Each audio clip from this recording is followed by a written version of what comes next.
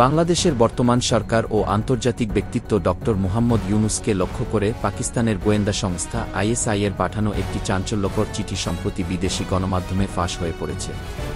এতে গোটা দক্ষিণ এশিয়ায় কূটনৈতিক অঙ্গনে তোলপাড় সৃষ্টি হয়েছে। চিঠিতে আইএসআই-এর প্রধান অভিযোগ করেছেন, ড. ইউনূস এবং তার ঘনিষ্ঠ রাজনৈতিক মিত্ররা বাংলাদেশের জুলাই আন্দোলনে আইএসআই-এর অবদান সম্পূর্ণরূপে অস্বীকার করেছেন। ওই আন্দোলনে চিঠির দাবি অনুযায়ী আইএসআই বাংলাদেশে গোপনে অস্ত্র সরবরাহ, ছাত্রদের হত্যা এবং আইনশৃঙ্খলা বাহিনীর সদস্যদের উপর হামলার মতো নানা সহায়তা করেছে।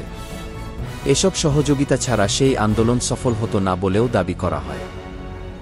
চিঠিতে আরও বলা হয়েছে, বাংলাদেশ সরকার এখন পাকিস্তান বিরোধী অবস্থানে না গেলেও ভেতরে ভেতরে ভারতের গোয়েন্দা সংস্থা রয়ের সঙ্গে সম্পর্ক গভীর করছে। এমনকি পাকিস্তানের শত্রু আওয়ামী লীগের পুনর্বাসনেও সরকারের কিছু উপদেষ্টা সক্রিয়ভাবে ভূমিকা রাখছেন বলে অভিযোগ করা হয়। আইএসআই প্রধান এই পদক্ষেপকে বিশ্বাসঘাতকতা আখ্যা দিয়েছেন এবং স্মরণ করিয়ে দিয়েছেন যে শেখ হাসিনার নির্যাতন থেকে মুক্তি দিতে পাকিস্তান ও আইএসআই ছিল অগ্রণী ভূমিকা পালনকারী। চিঠিটি কিভাবে বিদেশি মিডিয়ার হাতে গেল তা নিয়ে সরকারের অভ্যন্তরে চরম উদ্বেগ দেখা দিয়েছে।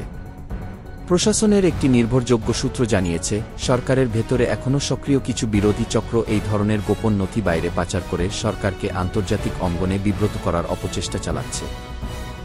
চিঠি ফাঁসের পর সামাজিক যোগাযোগ মাধ্যমে বিষয়টি নিয়ে তুমুল আলোচনা শুরু হয়েছে। কেউ কেউ বলছেন, আইএসআই-এর এই অভিযোগপত্র কেবলমাত্র রাজনৈতিক চাপে ফাটল ধরানোর উদ্দেশ্যে তৈরি কূটনৈতিক চাল, অন্যদিকে অনেকে এটিকে বাস্তব সহায়তার স্বীকারোক্তি হিসেবে দেখছেন। এখনও পর্যন্ত সরকারের কোনো দপ্তর বা ড. ইউনূসের পক্ষ থেকে এই চিঠি নিয়ে আনুষ্ঠানিক প্রতিক্রিয়া জানানো হয়নি। তবে পররাষ্ট্র মন্ত্রণালয়ের একজন জ্যেষ্ঠ কর্মকর্তা নাম প্রকাশ না করার শর্তে জানান, আমরা বিষয়টি পর্যবেক্ষণ করছি। এটি বাংলাদেশ-পাকিস্তান দ্বিপাক্ষিক সম্পর্কে নতুন মাত্রা যোগ করতে পারে। রাজনৈতিক বিশ্লেষকরা মনে করছেন, এই চিঠি আগামী দিনগুলোতে বাংলাদেশে অভ্যন্তরীণ রাজনীতিতে এবং আন্তর্জাতিক মিত্রতার ভারসাম্যে বড় ধরনের পরিবর্তন আনতে পারে। বিশেষ করে ভারত-পাকিস্তান প্রতিদ্বন্দ্বিতার প্রেক্ষাপটে বাংলাদেশ এখন একটি কূটনৈতিক খেলার মাঠে পরিণত হচ্ছে। অনেক রাজনৈতিক বিশ্লেষকদের মতে আইএসআই-এর এই চিঠি প্রমাণ করে, জুলাই আন্দোলনে যেসব হত্যাকাণ্ড ঘটিত হয়েছিল তার অধিকাংশই ছিল আন্দোলনকারীদের হাতে।